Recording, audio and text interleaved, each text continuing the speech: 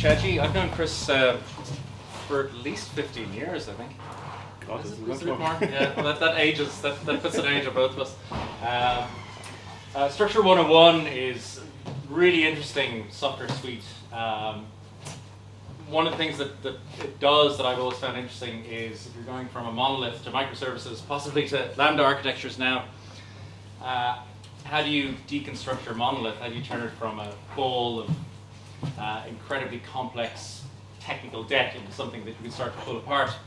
Structure101 is an interesting piece of software that can help you pull apart that internal structure and actually understand what has been built and accrued over maybe even 20 years of coding. Being able to understand your software architecture is, I think, the whole reason that a lot of us have moved towards microservices, because we find it easier to understand for the most part. But that doesn't mean that we get to run away from the monolith.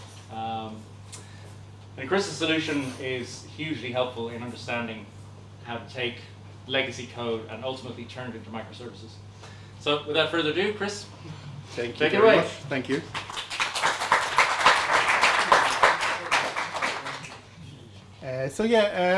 Thank you for coming. My buddy Mike Swainston Rainford was going to be speaking tonight several times, but unfortunately we sent him out to do real work with companies, and he's in San Francisco this week. So poor Vinitha, thank you very much for all the rescheduling and stuff. So I said I'd come along and talk. I'm not going to give his talk, okay?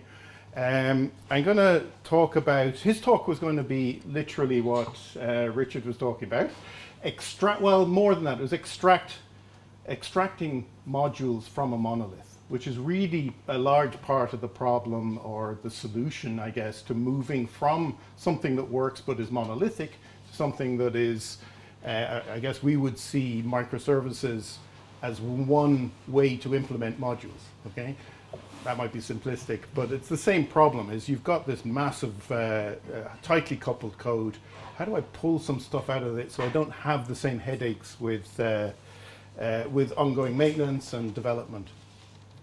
What I'm going to talk about, this is a talk I've been giving to a bunch of Java user group meetings in the States and Germany and Switzerland, and a bunch but most of the beginning of this year I seem to be visiting people and giving this talk.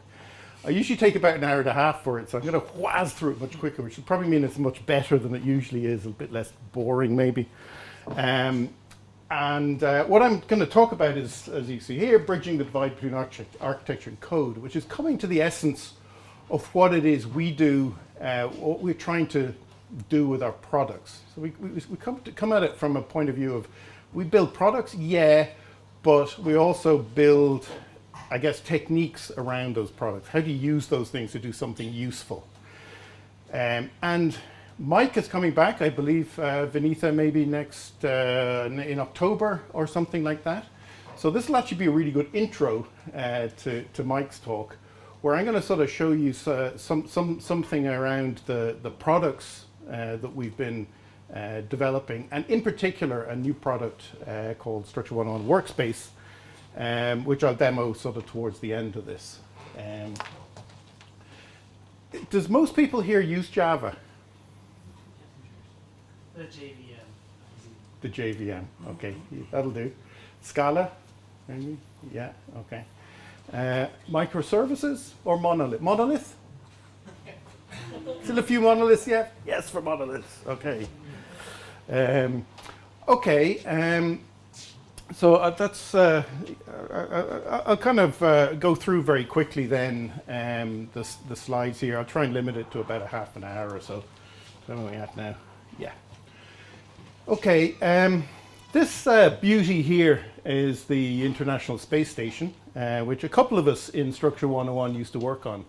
I used to live in Canada, and I worked on the Canadian portion, which are these robotic systems which were used to construct, and they're used to maintain the station. So I love it. It's kind of a cool project, and I like to roll it out whenever I can in talks, even though I haven't worked on it for about 20 years. But it's one of the real interesting aspects of the space station program was working with other engineers. Right? You're working on a one-off project. You're building something that hasn't been built before and probably won't be built again, with a bunch of other engineers, and all the stuff has to kind of work together and what have you. But just the way other engineering disciplines have become are compared to software certainly 20 years ago, and arguably to software now, a lot more mature in their process. Right? They talk about waterfall. They really do that. They do some sort of what are the requirements, how are we going to fill the requirements, they define the thing, and at the end they go off and they build it. Okay? And you could open up any artifact in that process, not knowing anything about, let's say, the discipline in question, be that sort of controls engineers or mechanical engineering or electrical engineering, and you could kind of make sense of what was in there, okay? Whereas for the most part on the project, we were dealing with this stuff, okay? So lots and lots of code, right? And we would sort of up front do a bit of analysis and use some swanky new tools that do some pretty pictures and, you know, give us an idea of where we're going with the tool. But at the end of the day, this was the stuff we were really working in. And this thing here tended to sit in documents on shelves, okay? And that's really what we're trying to do here, is how can we get that kind of engineering benefit, that high-level thinking, the abstraction, the big picture, the controls, while we're wrestling down in this stuff. Okay, that's really what we're trying to sort of solve here. So I suppose the first thing is it a problem? Let's say that it is a problem, because when we don't have the benefit of some sort of architectural design thinking that's guiding us, or guiding the team of these guys, little hipster fellow, every day as they're cutting code, it's not like there is no architecture being created. Well, I was thinking more monolith now for the moment. There is one being created. It's just we're not really sure what it is. Okay, there are code is organized in various different ways, sort of in an ad hoc way. And when that happens, that tends to be very complex. So if you were to take all of the, let's say, the Java packages or whatever, and look at the dependencies between the Java packages, they just fly everywhere. It's not really what you would call an architecture, and almost certainly it isn't what you kind of thought you were going to build in the first place. Okay? So that kind of, I think that's our industry. That kind of sums up, to my mind, my experience, how we develop software to a large degree. Okay? Okay, is it a problem? Well, I think it is a problem for two reasons. One is that without the guidance of some sort of an architecture, invisible dependencies and structures do emerge from the code, right? It's still going to happen. And that structure will become very complex. And I think this is a large part of the reason we see so much of a movement towards microservices, is because, well, at least if they're small, they can't get too messy, right? So that could be part of it, okay? The second is sort of like the absence of a positive, is that this architecture that is somewhere else could be guiding developers, but it doesn't, okay? So let's look at the first one first. Invisible structure becomes tangled, becomes sort of where everything depends on everything rather than sort of in a hierarchical sense. What do I mean by that? Here's an example that I kind of pulled just because I could find bugs. Here's an open source piece of software, and it had lots of builds so I said, well, let's have a look at that. And you can see here early on in the project, these are the dependencies between packages, and that means there's 180 references from the code that's in FindBugs to the code that's in BA. And I guess you could kind of say, well, that's a very simple structure. There's only 4 packages or whatever. BA, I think, is bug analysis. And you could kind of make sense of that, particularly if you were working on it in the early days. Then it kind of grew a little bit, a few more packages. This is good, right? So instead of just throwing everything into one package, the guys said, look, it's getting bigger now. Let's try and design it a little bit, create some more packages and what have you. Then this happened fairly early on. We got this where previously config and find bugs, config used find bugs, and that was it. Now find bugs is also using config for some reason in this build. So we ended up with this is what we mean by a tangle. Now we're deviating from the top-down breakout. A does B, B does C, etc. Now we've got this kind of cycle thing going on, right? There's no real abstraction so much anymore. And here you can see bug analysis. Find bugs uses bug analysis. Find bugs here is using bug analysis, but bug analysis doesn't use either find bugs or config at the moment. But in the next build, guess what? Bug analysis has been pulled into the tangle by this little reference here of two dependencies in the backward direction. Now I can guarantee if the guy who made the code change in here that reference to find bugs could have seen just this, he would have said this, that's wrong, something's not quite right here. Why am I doing this all of a sudden? But without seeing it, the whole team keeps working away until you get the next build here, where you've got bug analysis and find bugs. It's not 2 in the backward direction, it's 99 here. And that's very much what tends to happen. Once you've got that feedback dependency, all the dependencies will follow that, okay? So now you've got, and a few others got pulled into the tangle. And as time goes on, more and more packages get pulled into the tangle, okay? Until pretty much everything is cyclically dependent. There's no top and bottom to this picture here. We love levels in Structure 101. Okay, dependency levels. The things at the bottom don't use anything else. Then you put the things that depend on that and the things that depend on that. They're all dependency levels. Okay? There are no levels here. This is just, if you were to try and explain this to someone, you'd be over and back and through and down and over and back to where you were. You'd be trying to, much harder than just explaining something in a kind of a breakdown kind of way.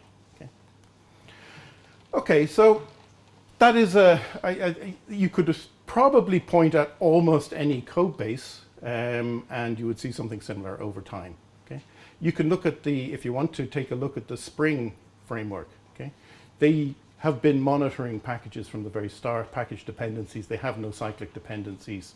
And every level, every group of sub-packages, when you drill in, there's a beautiful acyclic package dependency structure.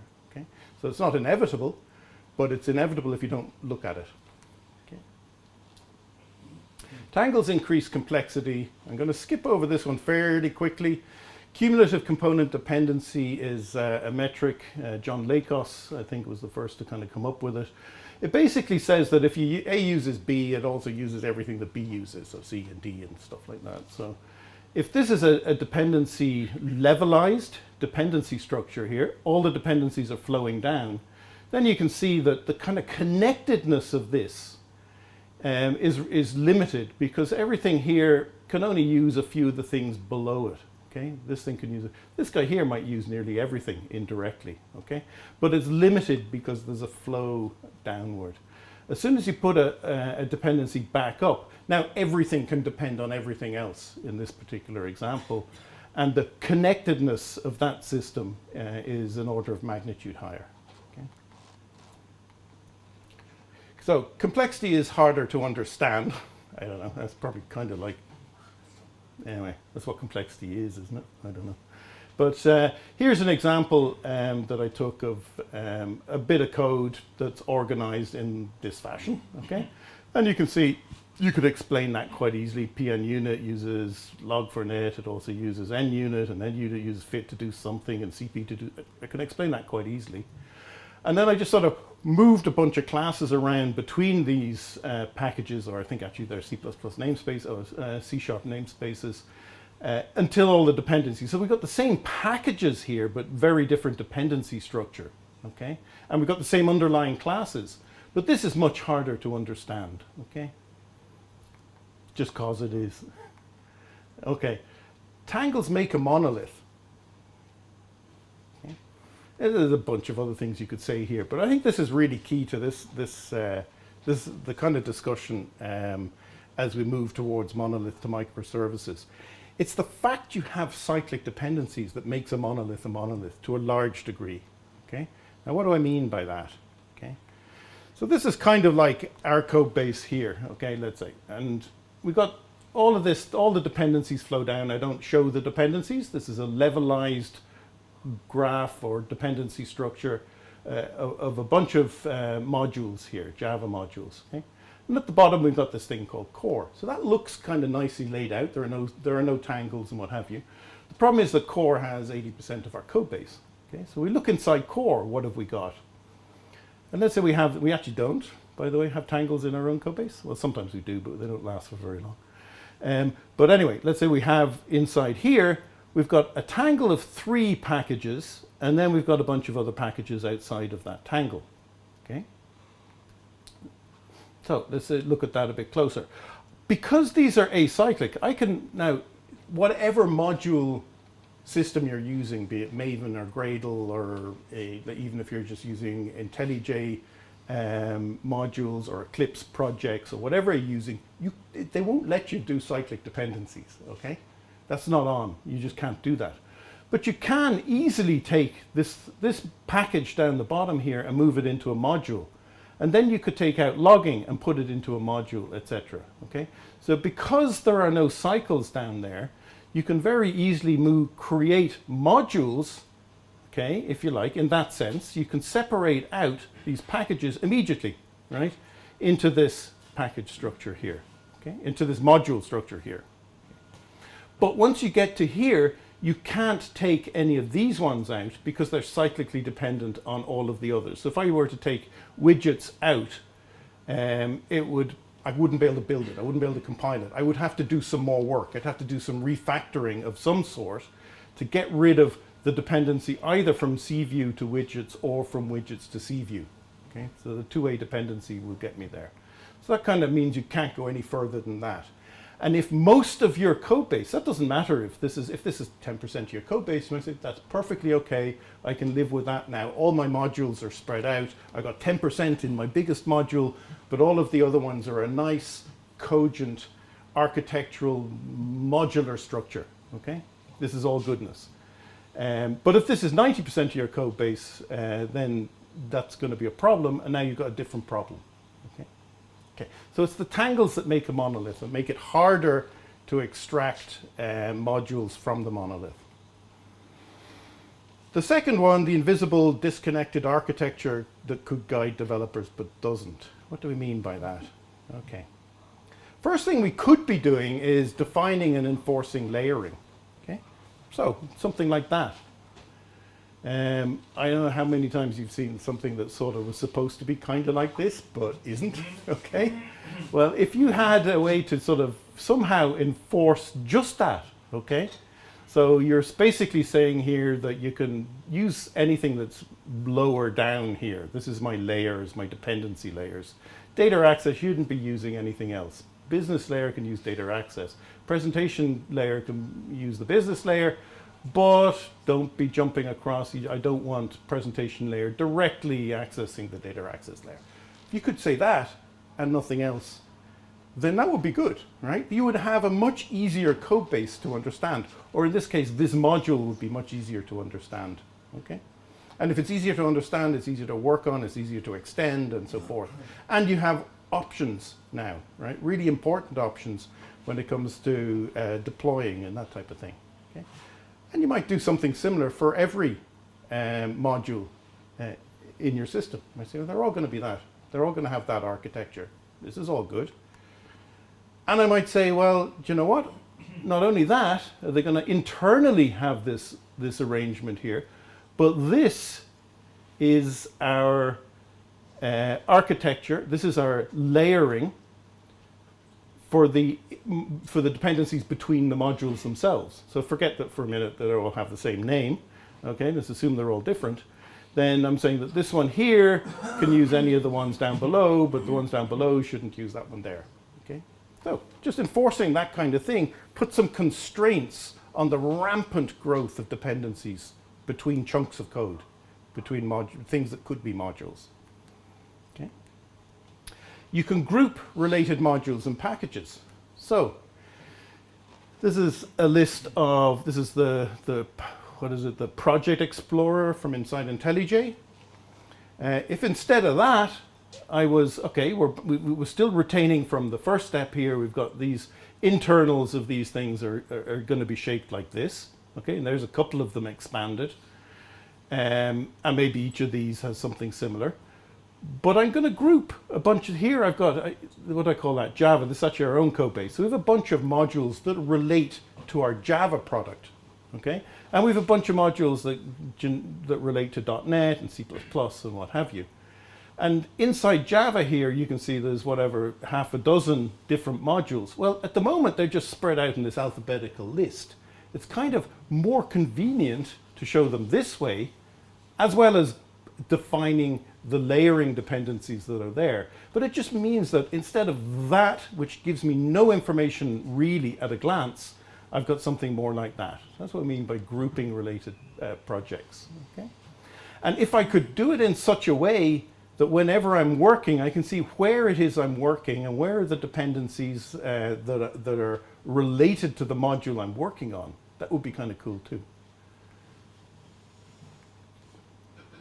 Define and enforce interface implementation. Okay, this is what, software engineering 101, right?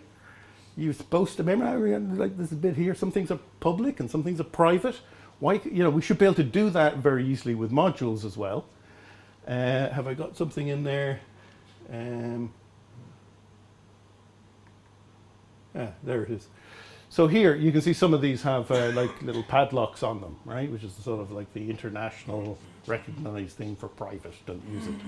So you could start enforcing that kind of thing here, so that any time here there's a violation here. This module here is using this module here, but that's supposed to be private to the Java group of things. Okay, if I could express that, that would help every day, right? Rather than every developer, right? We've all seen it. You've got a room full of developers. They're all hacking away. What are they doing nearly all the time? They're trying to maintain a visual picture in their head of the code base. And they're reconstructing that image in their head, that model in their head, every day, all day, every day. And then they move on the next day and they forget the bit they sort of had figured out yesterday. Let's start putting some of that stuff in a form that it can help them every day. They don't have to keep, they can actually start using the time, the sort of brain time on adding new features, okay? That conform to the sort of general consensus of how things should be shaped, okay? Okay, and that just prevents dependency proliferation, which prevents excessive complexity, reduces the complexity, makes everything a lot easier, okay? Allow for future module replacement, guide new developers. God, what new developers do for something like this. How many times you start on a project and they tell you where the Git repository is? It's like, oh, great, it's really that really helps. Okay, support phased and parallel development. A lot of practical software engineering practices and processes work so much better when you can kind of say, well, this thing depends on the things below it, okay? And that's all you need to worry about for now. And then once you've done another iteration on that, then the clients of that thing can start using it. You've got so many more options in terms of your engineering processes, okay? Modularity, software engineering 101. Okay. So how are we going to bridge that divide? How are we going to achieve this? You've kind of seen sort of in one form or another, so I'll just show you yet another form. The way we've, what I'm going to show you now, Structure101 Workspace, starts with, I suppose, your IDE workspace. That's kind of like where the developer is working now. And somehow we're going to try and give him some understanding of how everything hangs together in the bigger picture in a more visual and a more understandable way than just the code that he has to build an image in his head. So we want to fill that gap first, okay? And we do that by just interpreting it and putting it in a format which actually doesn't look anything like that, but you know what I mean. It's a way that if I could go from the code to this thing here, so I see that one dependency creeping in there. When it creeps in, I'm already ahead. Okay, so that's the first thing we want to do. Create a visualization of sorts. Then we want to be able to create what we call an overlay, and this is called a structure spec, and it sits over this. It takes things here based on things like that. Can I start putting some guardrails on this autobahn thing here, right?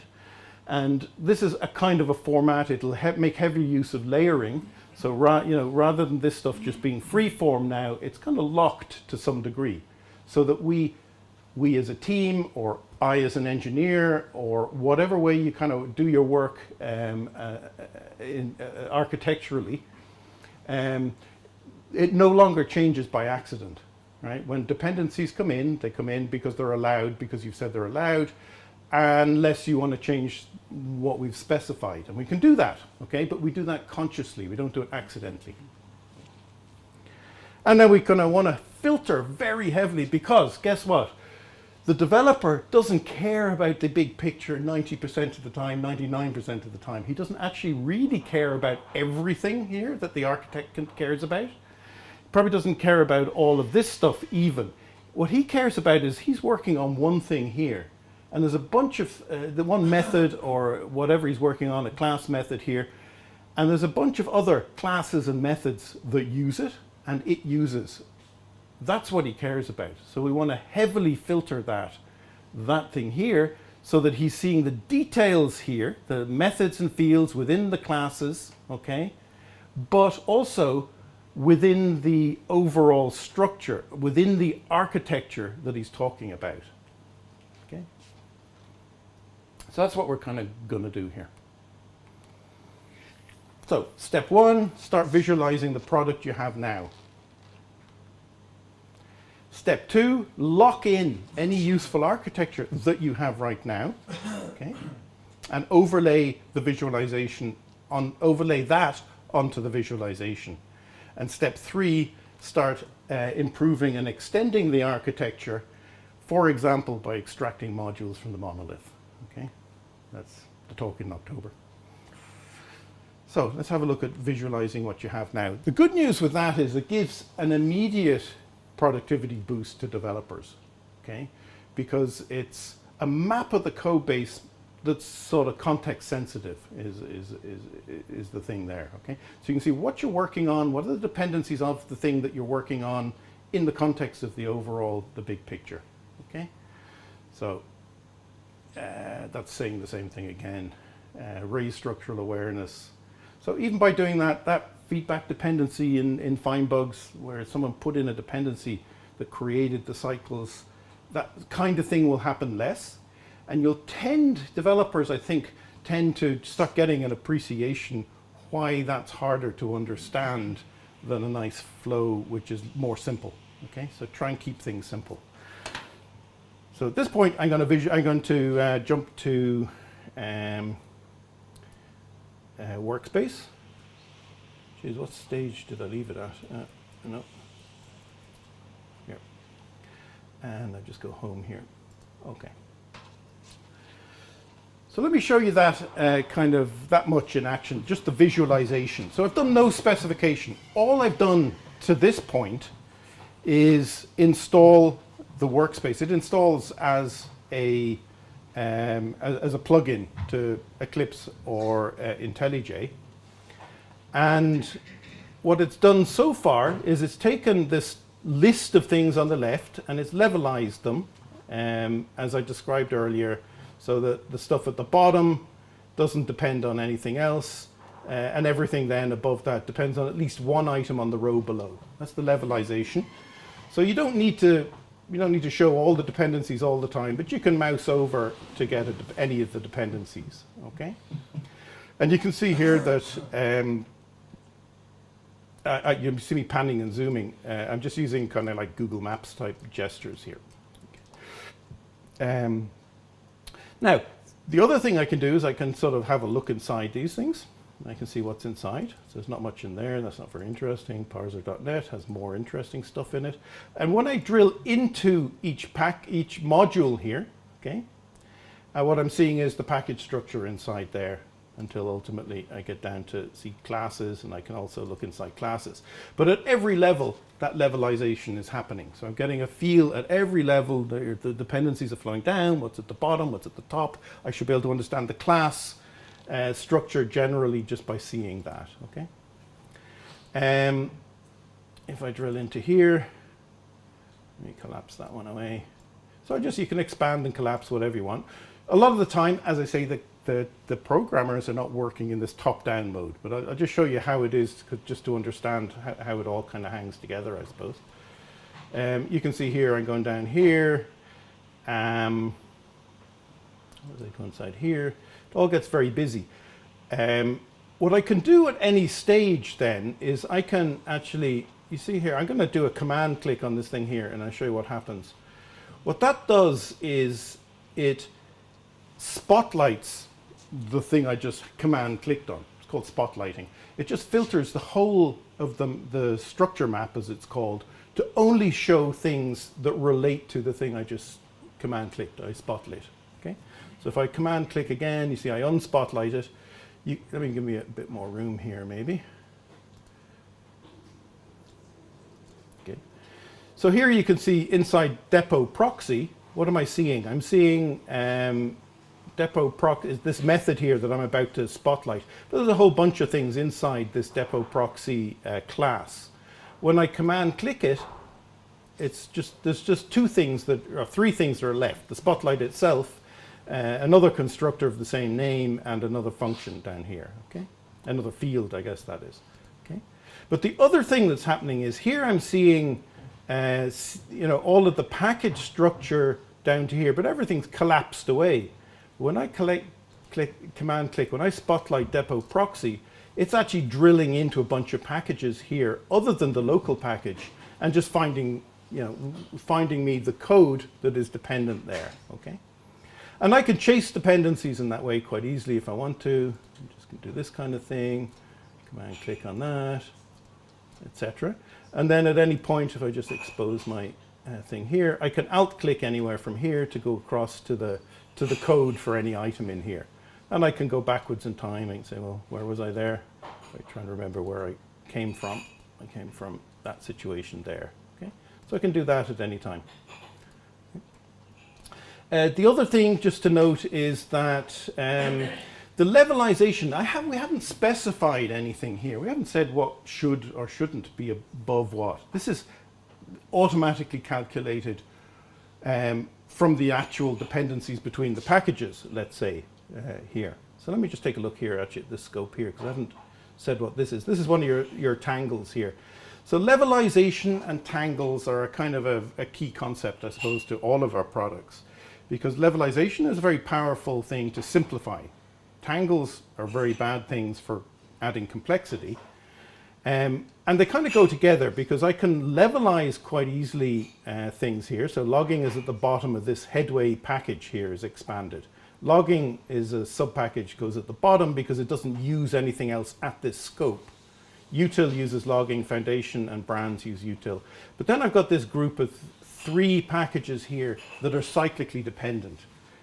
We call that a tangle, but anyway, it's a group of cyclically dependent things. And you cannot strictly levelize a tangle, because there's nothing that doesn't use something else, okay? There's everything. But what we do is we lay it out so that as few as possible of the dependencies flow back uphill, okay? So it works out what's called the minimum feedback set, and you can see here that's this guy here, and that's this guy here, okay? That's causing that. I'm just checking the time. Oh, it's geez, okay. Okay, so very quickly then, this is all automatically levelized all the time.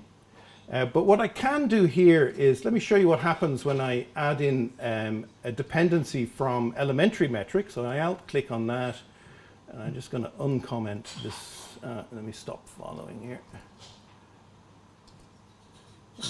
Command click there. Okay. So when I uncomment elementary, what am I doing? Brand here. I'm adding in a dependency. I'll show you exactly what I did here. It color codes the difference. So you can see what I just changed here.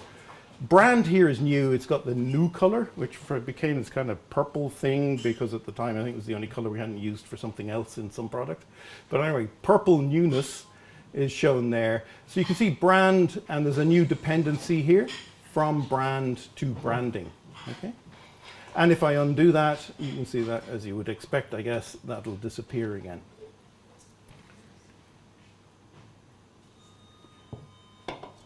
Okay, and it floats back up, okay, to the side. So that's everything's floating here, everything's up for grabs kind of thing, okay. Now, this isn't a very useful architecture here, so I'm going to do a bit of grouping to that stuff here. And the way I do that is I click the edit button to edit what's called the structure spec. And I can take, for instance, .NET here. I notice that there's a few .NET related modules, and I can just create a wrapper cell. I give that a name called .NET. Okay. Maybe I give it a different color so we can find it. Nice and pretty. Command S, and go back here, and this should update. Okay, so a couple of things happen. First of all, you notice that there's a grid has appeared here. That's because we now have a structure spec.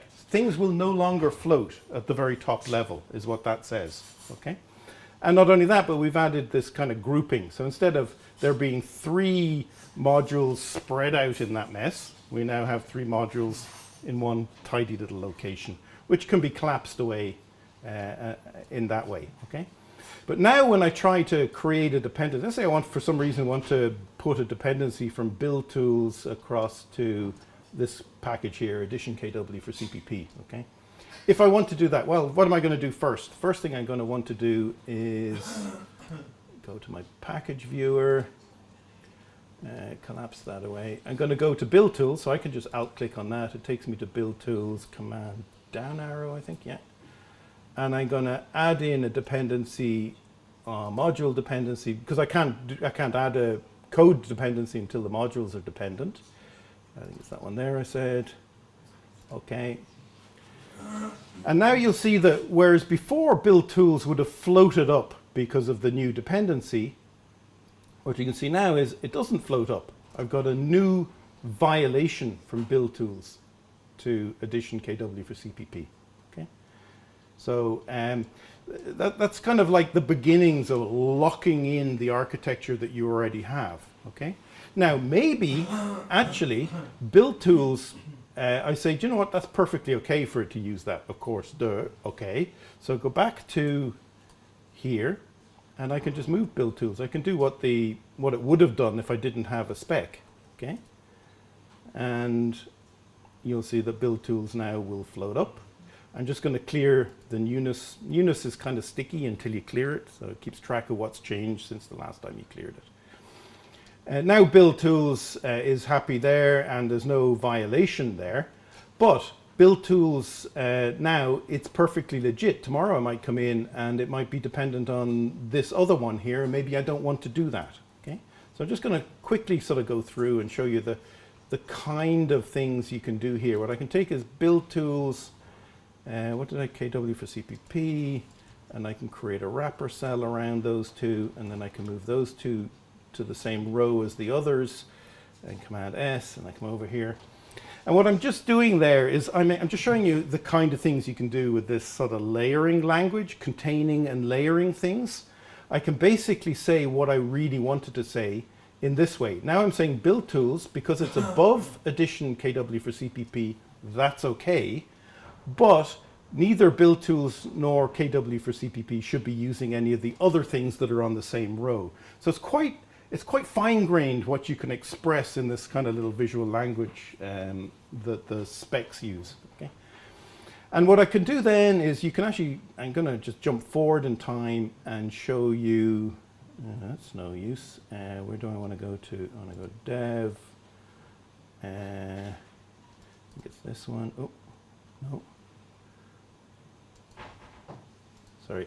I'm just going to load up a new Structure101. I think I keep them in here.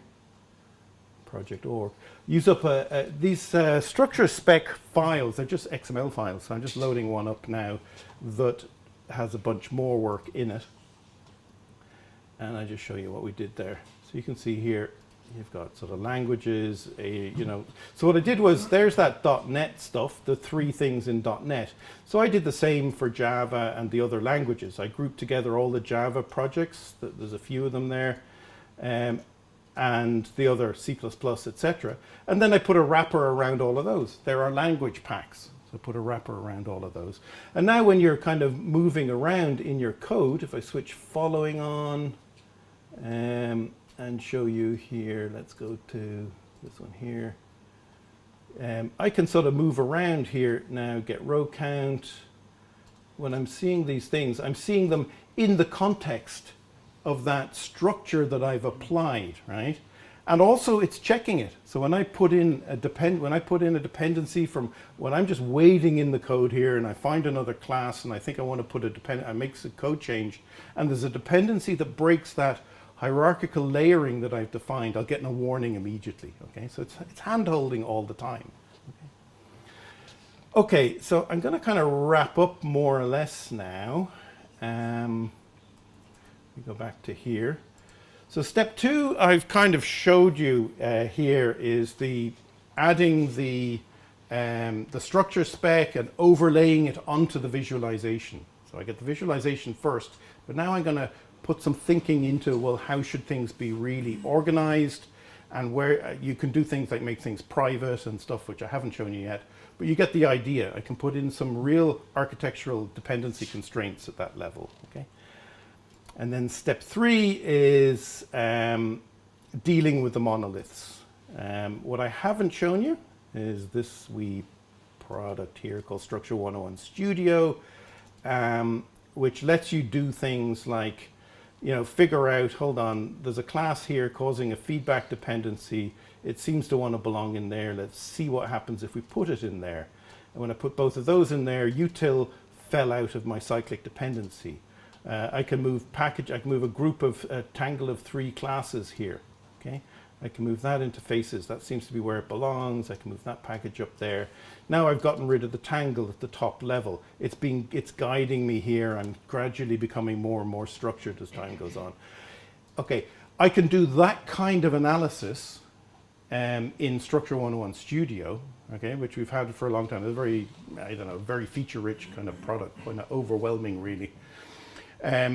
But that lets you define a target architecture which is different to your current structure, and you can actually use Workspace in conjunction with this to say, well, how am I going to farm out? How would I like to farm out a module from this monolith, simulate it in here, put a structure spec around that, okay, and then have my developers either working towards that where they see the bad dependencies, where the target architecture is currently broken and some of the current classes need to be refactored before I can create my new module. Can't do it right now because it will create cyclic dependencies, but I can refactor the code so that when I create the new module, there won't be cyclic dependencies. So I can start that work, or as I'm working on new features that are coming down the line, the other team of guys, everyone else on the team can still work on bug fixes and feature additions and that type of thing, but being consistent with the architecture we're all moving towards now. So you're not sort of trying to fix something as it's being continuously broken, okay?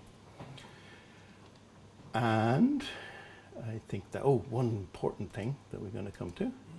So there, I was going to just summarize all of that. But given that we've kind of run out of time, I'm amazed I did it in about 40 minutes, but anyway, I did. Let me just show you this. See, nearly everybody stayed all the way through. If you'd like to try it, go to this place here. If you put your phone at that thing, it'll take you somewhere where you're going to enter your email address, and you'll have a free 12-month subscription to the Workspace product. I'd be delighted if you would all, or as many of you if it's relevant to your work now, try it out and give us some feedback. We have literally just gone live. We've been actually, this has been out in the field for probably a year or more at this stage. We've just gone live with the general, on our website with it. So it's kind of brand new in that sense. But any feedback you have is going to be really, really interesting. Okay. Well, thank you very much.